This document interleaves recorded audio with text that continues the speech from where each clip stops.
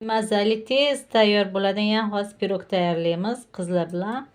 Bunga kerak bo'ladi 3 ta tuxum, 70 gram sariyog' yoki margarin, 1 piyola shakar, o'rtacha piyolada, yarim piyola sut, bitta kosaga yaqin un.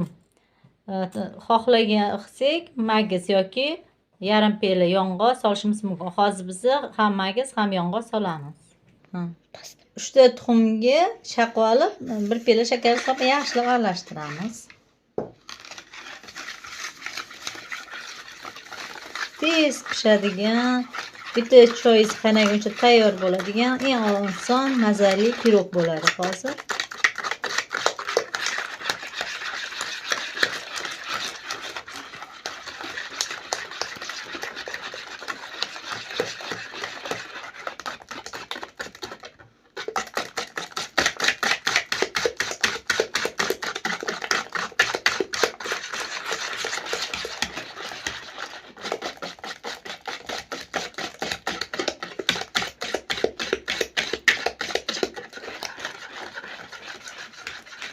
Tuxumimizni ko'pirib chiqqandan keyin, ozgina ko'pirgandan keyin, shakar erigandan keyin margarinni solamiz.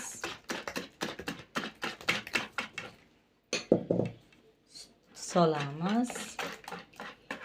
Aralashtirishda davom etamiz.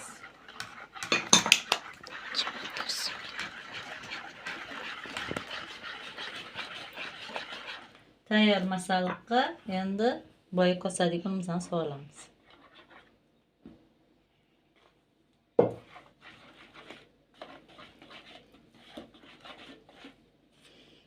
Un solgandan keyin suviga bitta pachka razrihiteli sepib, hammasini birga qo'shib aralashtiramiz.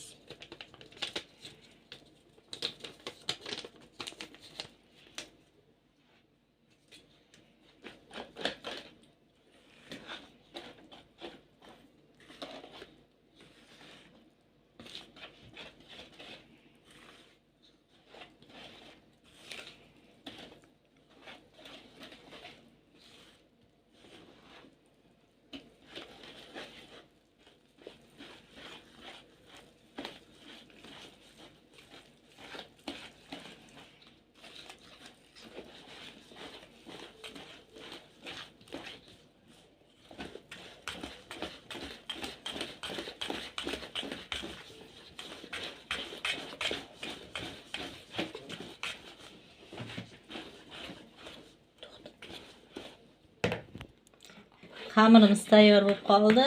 Endi bunga shu pelamizdagi magizimizni yarmisini solamiz.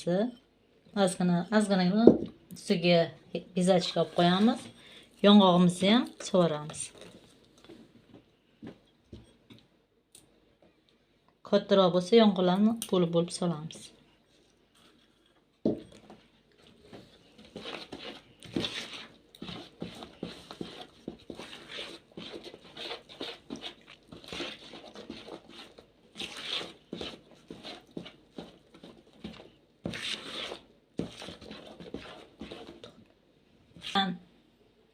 Qolgan magizni ustiga bezatib chiqamiz. To'xta boshdan. Endi qolgan magiz bilan ustini bezatamiz.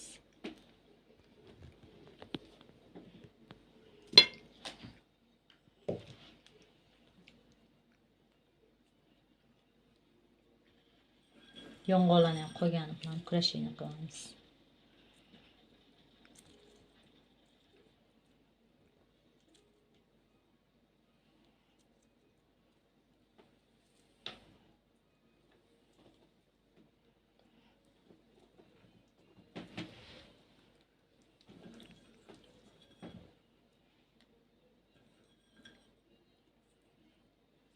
Bu judayam immuniteti zo'r ko'taradigan pirog bo'lib chiqadi. Bolalar mazza qilib yeyishadi. Mana pirogimiz tayyor bo'ldi. Endi buni duxovkaga 200 gradusga qo'yamiz.